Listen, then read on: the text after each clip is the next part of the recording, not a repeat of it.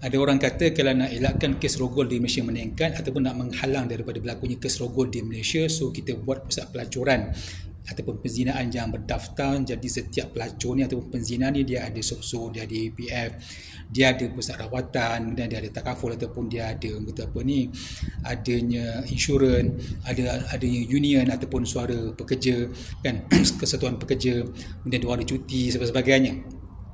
Adakah ini cara Islam untuk selesaikan masalah? Kalau macam tu, nanti orang yang suka bunuh diri, yang nak bunuh diri pun kata juga kita orang nak bunuh diri tapi takut nak bunuh diri dekat jambatan, nak terkejut, takut lemas. Jadi apa kata kita buat klinik yang membenarkan bunuh diri? Sama juga kalau orang yang berzina dan dia dapat anak, adakah kita nak katakan kalau kau nak berzina kena datang tempat kami dengan kondom, kami buat apa-apa rawatan supaya tak beranak. Adakah itu caranya? Sama juga kalau orang ini orang ramai tak sembahyang Jumaat. Contoh, kan buktinya kalau kita pergi mana-mana, kecuali Kedah, kecuali Terengganu, Kelantan kot, saya rasa tempat lain lelaki tak sembahyang Jumaat ni rasanya biasa je kan, kat kedai-kedai ada je. Adakah kita nak katakan kalau kau tak nak sembahyang Jumaat jadi kau pergi je ke masjid, tak perlu sembahyang, duduk dekat masjid, tak perlu sembahyang, jadi ada kat masjid? Adakah ini cara yang Islam ajar? Tak. Buktinya dalam surah At-Taubah ayat 107 yang berbunyi وَالَّذِينَ اتَّخَذُوا مَسْجِدًا ضِرَارًا وَكُفْرًا وَتَفْرِيقًا بَيْنَ الْمُؤْمِنِينَ. Dan mereka yang mengambil ataupun membina Masjid Dirar di Madinah waktu Nabi ada sebagai tempat menyebarkan kekufuran dan tempat untuk memecah belahkan orang Islam. Kan? Diorang buat masjid tuan-tuan, bukannya buat tempat pusat pelacur, tak, tapi buat masjid di waktu Nabi ada di Madinah, bukan dekat Madinah. Baik.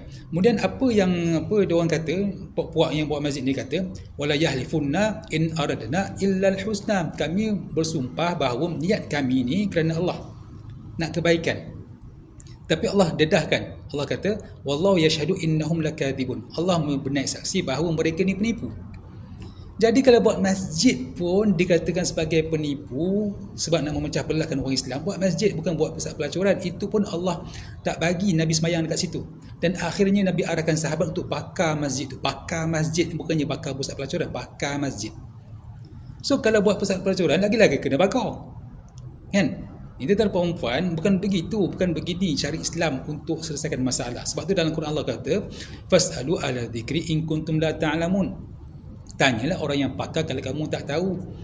So dalam Islam ni, di Malaysia sendiri ada ramai pakar macam mana nak selesaikan kes rogol ni. Ada je pakar. Walaupun bukan tak semestinya ustaz, tak semestinya ustazah, tak semestinya agamawan, dia boleh selesaikan masalah. Masalah pelacuran ke, masalah perzinaan ke, masalah rogol ke sebagainya. Ada punya penyelesaian. Cuma kita je yang nak cari shortcut ataupun nak ikut hawa nafsu kita. Baik. Kata perempuan, kalau tengok dalam ayat ini, yang ataupun punca asbab nuzul turunnya ayat ini adalah Abu Amir Ar-Rahib. Dia ni ayah kepada Sayyidina Hanzalah. Sayyidina Hanzalah ini dia baru kahwin, kemudian dipanggil dipanggil suruhan jihad, dia pun pergi tanpa sempat mandi wajib. Kan? Dia baru kahwin, suami isteri normal. Dia pergi berjihad sebab dapat seruan jihad, dan dia pergi berperang tak sempat mandi janabah ataupun mandi wajib. Dan jenazah dimandikan oleh malaikat. Memang waktu dicek jenazahnya memang basah jenazah dia, bukan peluh, tapi dimandikan oleh malaikat. Ayahnya Abu Amir Ar-Rahib, kan, dia yang kepala yang buat Masjid Dirar tadi. Sebabkan niat tak baik, cara walaupun nampak baik tapi caranya niatnya tak baik, kan, Nabi arahkan di masjid tu dibakar. Masjid dibakar, bukan pusat pelacuran tapi masjid yang dibakar. Dan kemudian Nabi doakan ke atas ataupun kehancuran Abu Amir Ar-Rahib ni, ayah kepada Sayyidina Hanzalah. Kan, Nabi doa apa? Moga-moga dia mati dalam keadaan hina dan jauh daripada kota Madinah. Memang sungguh dia mati dalam keadaan kufur dan dia mati jauh daripada kota Madinah. Kita kalau meninggal kat Eskimo, dekat kutub utara, kutub selatan, sedih tak? Kan, lagi kalau ada anak bini kat Malaysia ni sedih. Kan, sebab tu Nabi marah sangat, Allah murka sangat kepada puak ni. Yang ketua ni Abu Amir Ar-Rahib. So tuan-tuan, bukan begini cara kita selesaikan masalah kes rogol, kes zina, kes apa-apa kes lah. Kan bukan begini, sebab Islam ada caranya. Kan, bukanlah bermaksud rumah orang terbakar, kita bantu dia dengan bakar lagi rumah dia, tak. Rumah tengah terbakar, penyelesaian dia bukanlah dengan kita sembah api. Orang tengah lemas, Penyelesaiannya bukanlah kita sembah air, tak. Penyelesaiannya adalah kita keluarkan dia daripada api itu, daripada air itu. Itulah penyelesaiannya. Kes rogol meningkat di Malaysia bukanlah kita dengan buat pusat pelacuran, tapi kita kawal ataupun kita keluarkan orang-orang warga asing ni. Kan macam kalau zaman Sayyidina Umar, setiap tentera Islam nak pergi berperang tak lebih daripada 3 bulan, 4 bulan kena balik ke Malaysia, kena balik ke Madinah.